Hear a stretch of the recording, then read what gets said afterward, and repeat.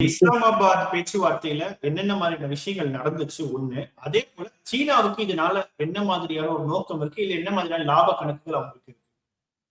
இந்த பேச்சுவார்த்தைக்கு போறதுக்கு முன்னாடியே முதல்ல அந்த அதாவது ட்ரம்ப்போடைய நோக்கம் என்னவா இருந்திருக்கு அப்படின்னா, இப்ப அதுக்கு முன்னாடி நடந்த விஷயங்கள பார்த்தீங்க அப்படின்னா, ஃபர்ஸ்ட் நாங்க வந்து ஈரான் குடுத்த அந்த 10 புள்ளிகளின் அடிப்படையில நாங்க பேச்சுவார்த்தை நடத்தப் போறோம். அதன் அடிப்படையில் நாங்க வந்து 2 வார காலம் போர் நிறுத்தத்தை அறிவிக்கிறோம்னு சொல்லி ட்ரம்ப் அறிவிச்சார். அறிவிச்ச உடனே போர் நிறுத்தம் வந்த உடனே என்ன சொல்றாருன்னா, அந்த 10 பாயிண்ட் நாங்க சொன்னது மாரி இல்ல. வேற மாரி இருக்குன்னு பின்வாங்குறாரு. இப்ப என்ன அப்படின்னா, அவருடைய முழு நோக்கம் என்னவா இருக்குது அப்படின்னா, போர் நிறுத்தத்தை அறிவிக்கிறது. அந்த 2 அந்த போர் விமானிகள வெற்றிகரமா மீட்டத பயன்படுத்திட்டு போர் நிறுத்தத்தை அறிவிச்சுட்டு, இந்த போர வந்து உடனடியா அவங்க ஒரு ஃப்ரீசிங் பாயிண்ட்க்கு கொண்டு வரணும்ன்றது தான் அவருடைய நோக்கமா இருந்திருக்கு. அப்போ எல்லா அவங்க மேல இருந்த சந்தேகத்தையும் தாண்டி, உண்மையிலேயே அவங்களுக்கு எப்படா போர் நிறுத்தம் அறிவிப்போம் அப்படின்ற ஒரு நெருக்கடியான ஒரு சூழ்நிலையில இருந்து தான் என்ன பண்ணியிருக்காங்க அப்படின்னா, இந்த சூழல பயன்படுத்தி இந்த போர் நிறுத்தம் அறிவிச்ச உடனே என்ன பண்றாரு அப்படின்னா, அவருடைய நோக்கங்கள் நிறைவேறிருந்துச்சு. இப்ப என்ன அப்படின்னா, பேச்சுவார்த்தையில இவங்களுக்கு தேவையான அதாவது அமெரிக்க தரப்பு, இஸ்ரேல் தரப்புக்கு தேவையான விஷயங்கள அதன் மூலமா அந்த பேச்சுவார்த்தையில பெறுவது.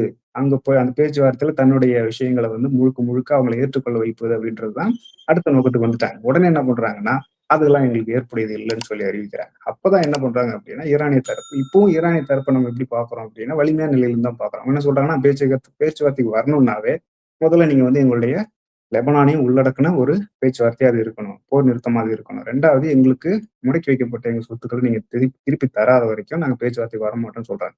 இப்பவும் பார்த்தீங்க அப்படின்னா, ஈரானிய தரப்பு தான் அங்க வந்து தீர்மானகரமானதாவும், நாங்க வரவேணா, வரமாட்டோம்னு சொல்லி அறிவிக்கக்கூடிய ஒரு தரப்பா இருக்கே தவிர, அமெரிக்க தரப்பு இல்ல.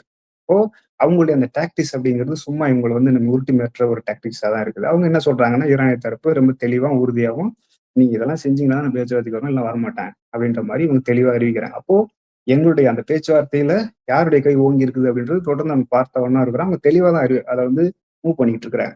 பாகிஸ்தான் 15,000 பாகிஸ்தான் வீரர்களும், அந்த போர் விமானங்களும், அதாக சொல்லக்கூடிய ஏர்லி வார்னிங் ஏர்கிராப்டும் சவுதி அரேபியால இறங்கியிருக்கு. அப்போ உடனடியா என்ன பண்றாங்க அப்படின்னா, இதுவரைக்கும் போர் நடந்த பொழுது என்ன பண்ணணும் அப்படின்னா, அந்த ஒப்பந்தத்தின் பிரகாரம் நீங்க வந்து சவுதிய காப்பாற்றணும். சவுதிக்கு ஒரு தாக்குதல் நடந்தா, அந்த தாக்குதல தடுத்து நிறுத்துறதுக்காக நீங்க பாகிஸ்தானும் போகணும் அப்படின்றது தான் ஒப்பந்தத்துடைய விதி.